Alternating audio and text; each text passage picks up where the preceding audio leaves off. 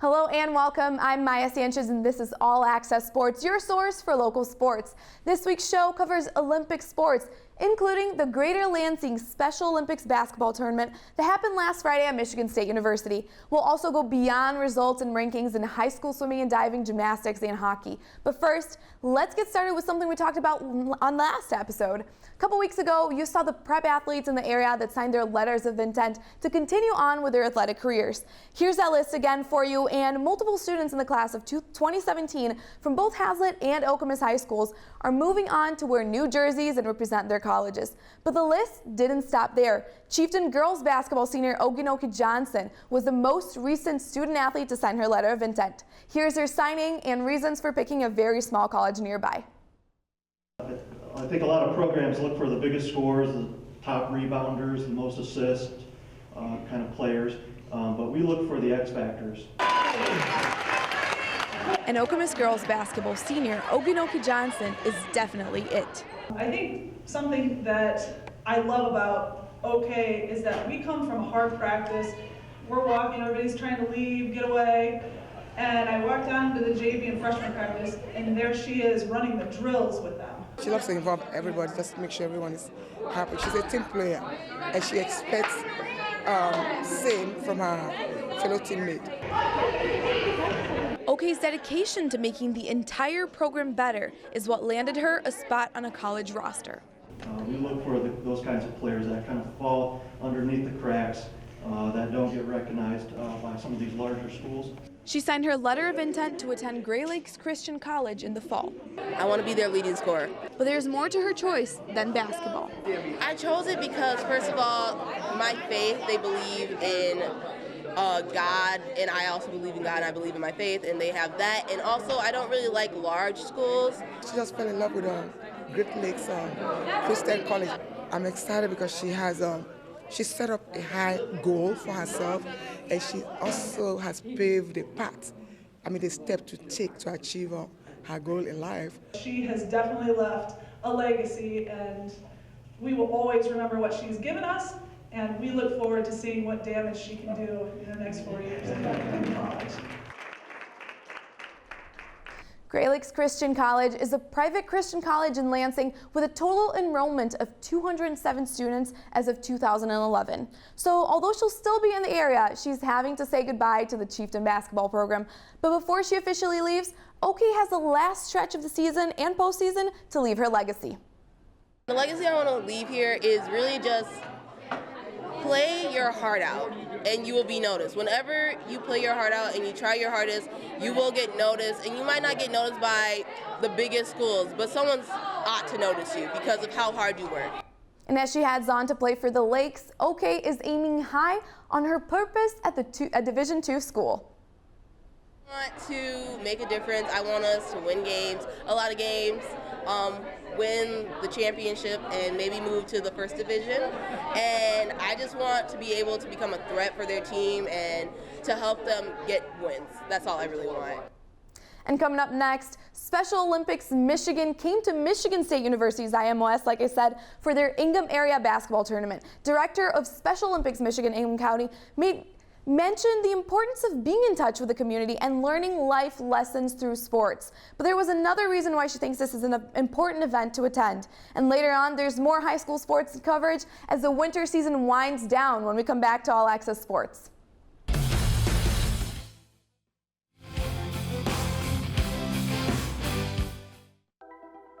Todd's a great guy. I mean, look at him. What a sweetheart. Attaboy. Wait, Todd, what are you doing? How totally selfish and un-Todd-like of you. Come on, Todd. Come on, man. Toasty tips to keep warm this winter. Black dress by placing a rolled up towel at the base of the door. Also, hang curtains and make sure all the windows are shut. Layer your clothes.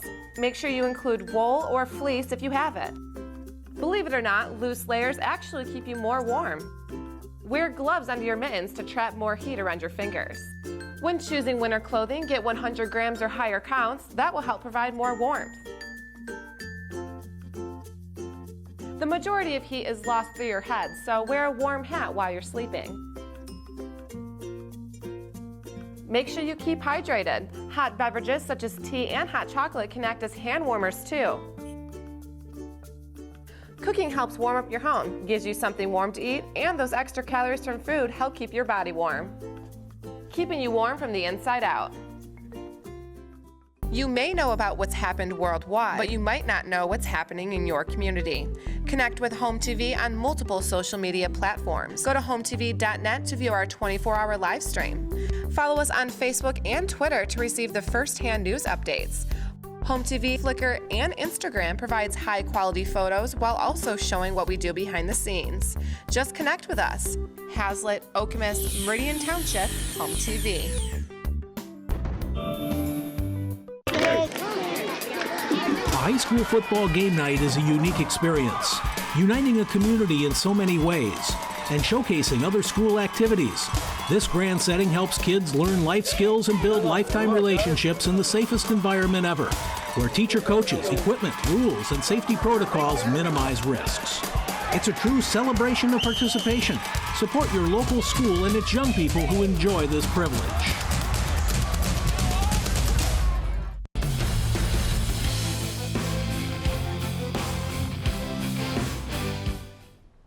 Welcome back. School buses filled Chestnut Road in front of Michigan State University's IM West building on Friday, February 24th, as the college hosted the Ingham Area Special Olympics Michigan basketball tournament. All of IM West's 4 gyms sprung to life as spectators watched 20-plus teams go head-to-head on the basketball court. And from kids to adults, EJH competed in its own category, and winners advanced to the next level of competition. Here's what the day looked like for the participants.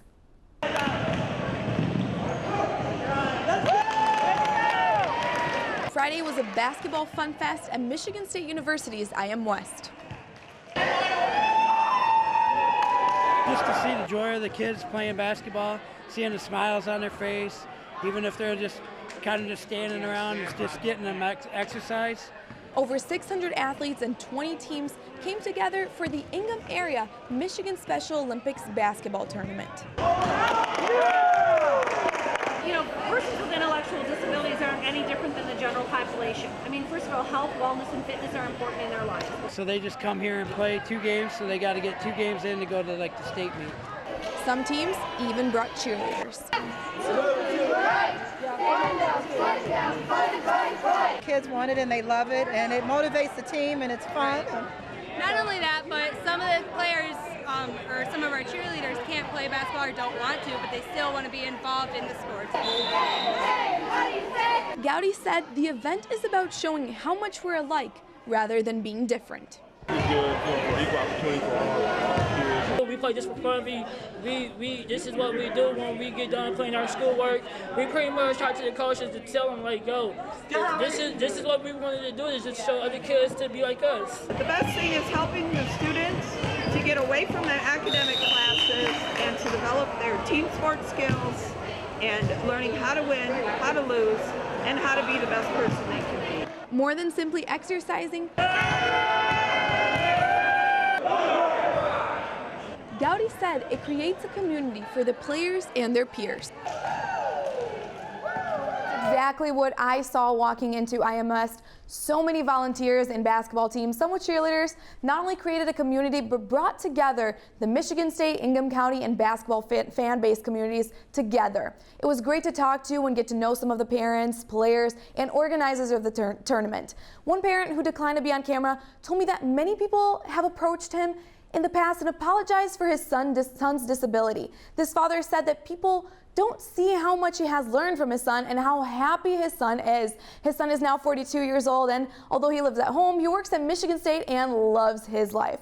Win or lose, the participants of the Special Olympics basketball tournament were so happy to be there that I want to strive to be like them, happy and thankful for the life that I have.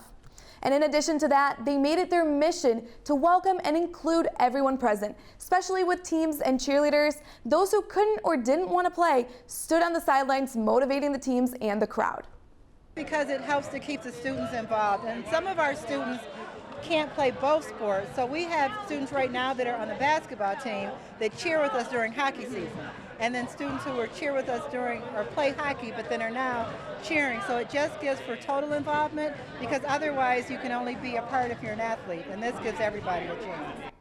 Alongside offering the opportunity to participate in athletic activities, the tournament leads to higher levels of play. Depending on game results, teams move on to play a district, regional, state, and possibly national and international championships. And after the break, we'll go back to high school sports and take a look at how the prep Olympic sports are ending their seasons. Winter seasons, it's almost over, and district, regional, and state competition is already underway for some sports. We'll update you on results and learn something more about each team when we come back to All Access Sports.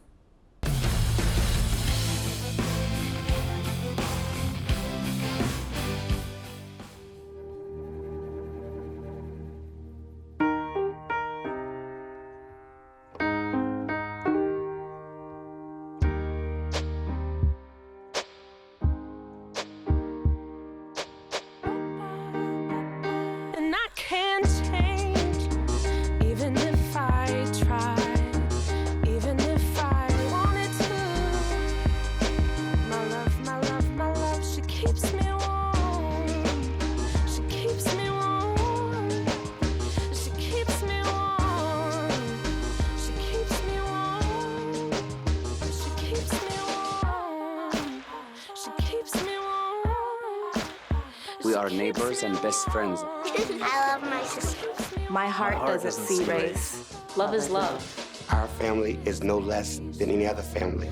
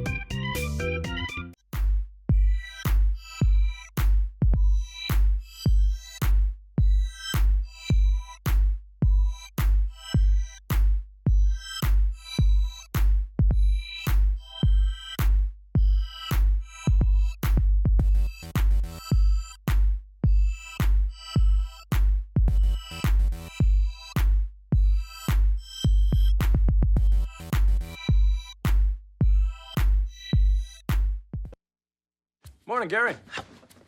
We are GetSchooled.com. You want a college education, don't you? You know you do. That's why we're here. We're free and here to guide you through every step of the way, starting with attendance. Gary, financial aid forms.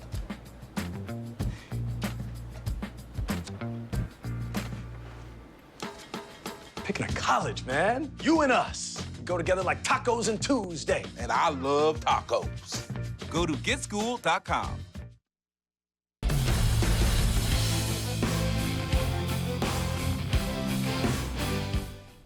Welcome back. On Wednesday, February 8th, the Hazlet gymnastics team had their final dual meet against Holt. The Vikings traveled to Rams Nation, and although both schools have beat teams that performed, only the scores of the main or A teams were used.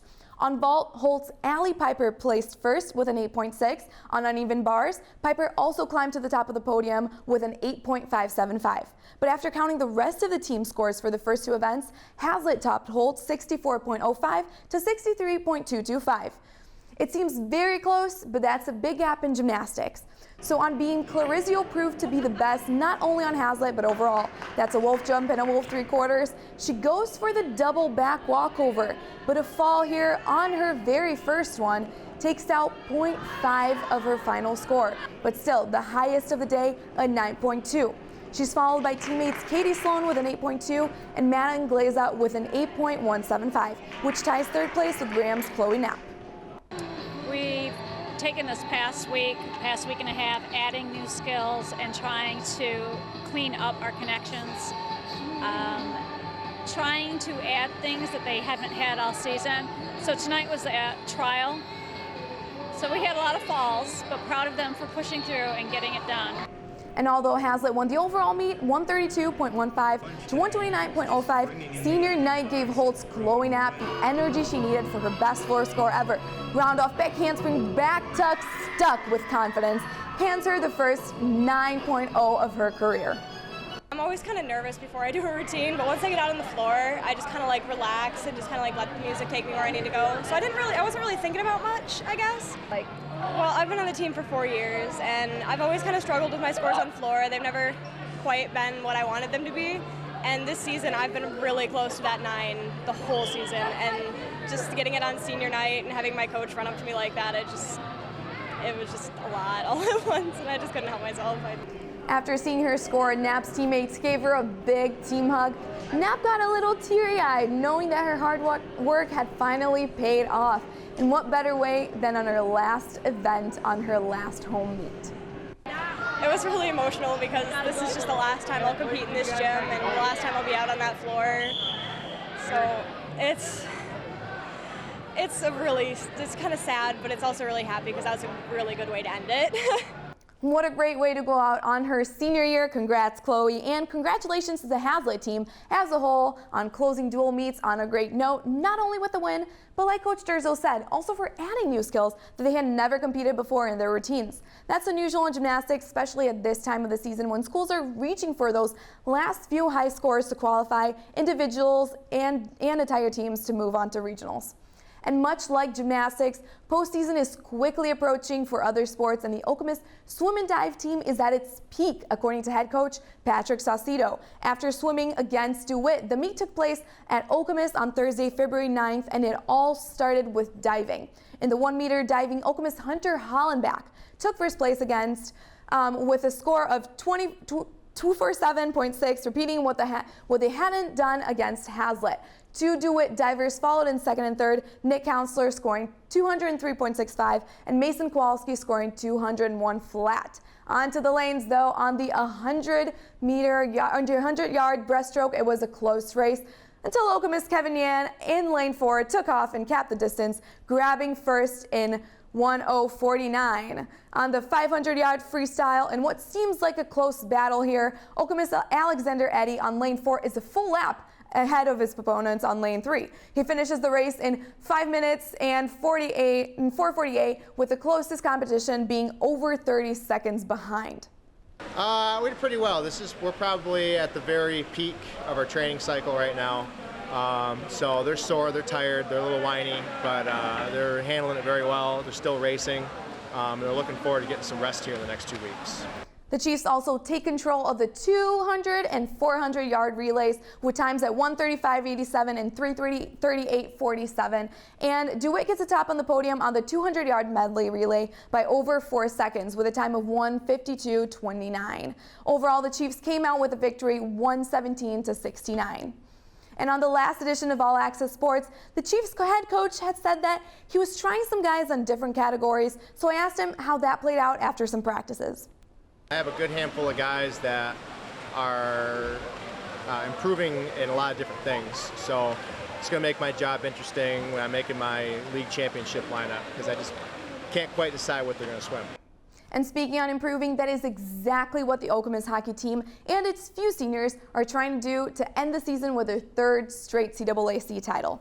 A couple weeks ago, Okemos hockey head coach Bill Sapola mentioned that while his team got a big win over the Eastside Stars, they still had to prove themselves and keep winning games by a large margin of goals. So on Monday, February 6th, the Chiefs had yet another tough matchup to prove they're worthy of the CAAC title. This time they faced DeWitt St. John's. 4-1 in the middle of the second period. 3 goals difference is good enough to win, but the Chiefs wanted more. Pierce sold into Bryce Uziak. He tries for the goal, but it's stopped. DSJ can't keep the puck as Solden carries it out for the sideways quick shot. DeWitt St. John's retaliates though. A pass from Ty Cook tricks goalie Cole Hetrick and gives Cook the assist. Captain Spencer Wamsley hits the back of the net to close the second 6-2. You know, we came out a little flat again, but we picked it up and everyone contributed tonight, which is a good thing. And we started to get some goals, so that's nice. Everyone contributed, but Solden showed how, scoring 2 of the Chiefs' 3 goals in the third. The first with a stolen puck, he gets the breakaway and slides this one fast enough that the goalie can't stop him. His second comes from following Cameron Vanagam, who on a mishandle leaves room for Solden to once more steal the puck, and this time in the center of the ice, he makes it a replay of his previous goal. The Chiefs skate away with a 9-3 victory. With few seniors this year's Okemos hockey team has to work harder to be crowned CAAC champs for the 3rd time in a row. Senior captain Jack DeSautel said in an interview with the Lansing State Journal that every game the team goes out on the ice knowing that everyone wants to beat them. But Cipolla said there's something special about this team that keeps the Chiefs on top. We know we have to fight. We're not as good probably all the skill-wise as we have sometimes in the past, so they got to skate and they got to keep skating, and I think they're aware of that, and if they don't, we're going to have tight games, but tonight they really got into it and skated hard. The Chiefs have been allowing early goals from the opponents, but when they score their first, they follow with a second, a third, and fourth, and so on. They work hard until the buzzer sounds to end the third period, and Coach isn't the only one who notices. You can see a little fan here fist bumps each player as they walk off the ice.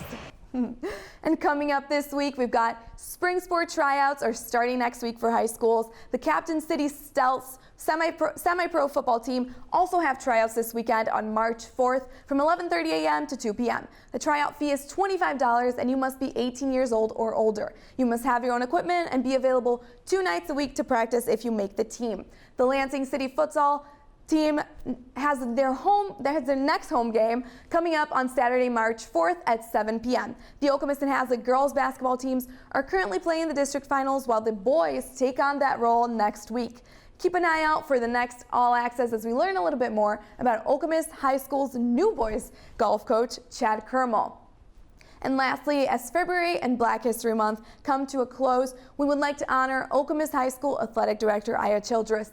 Childress is the first black administrator at Okemos High School. After graduating from Ferris State University, he worked there as an athletic administrator and also as a color announcer for the basketball and football teams. He started working at the school at Okemos High School in 2013, coming from a background at the NCAA National Office. Earlier this month, we sat down with Childress to talk about his journey. When I came on board, the makeup of the administration was Caucasian. And I remember when I was going through the interview process, one of the assistant principals at the time walked me out, and we were talking, and he was saying, if I got the job, it'd be great because, it would add to diversity. And I said, what do you mean you're not diverse here? And he said, no, actually, from an administrative standpoint, we're not.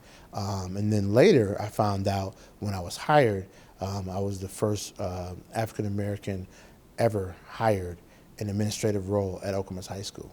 How does that make you feel? It made me feel, one, proud, to have that, and the other part of it, a little puzzled, that it was 2013 and no other person of color in administrative role had ever been hired there. But then I went and communicated with Kathy Ash and told her at first I had reservations about taking a job, because of that. And then, after, talking to my mom and talking to some other people and thinking about individuals like Dr. King and people who were part of the civil rights movement and, and people who died for me to have an opportunity to take a job like Okemos High School, I really thought about it and I said, you know what? I need to take this, I need to do well at it because this is something where I can really help affect change. And that brings us to the end of this edition of All Access Sports. On the next episode of All Access, we will focus on Lansing sports. There's more Lansing futsal and an interview with Coach Kermel, like I said, Okemos High School's new golf coach. And plus, Michigan State men's basketball has its last few chances of proving it deserves a spot on the NCAA tournament. Again, I'm Maya Sanchez, and you can check out more episodes of All Access Sports and other HOMTV shows online at HOMTV.net. And don't forget to follow us on Facebook and Twitter. We'll see you next time.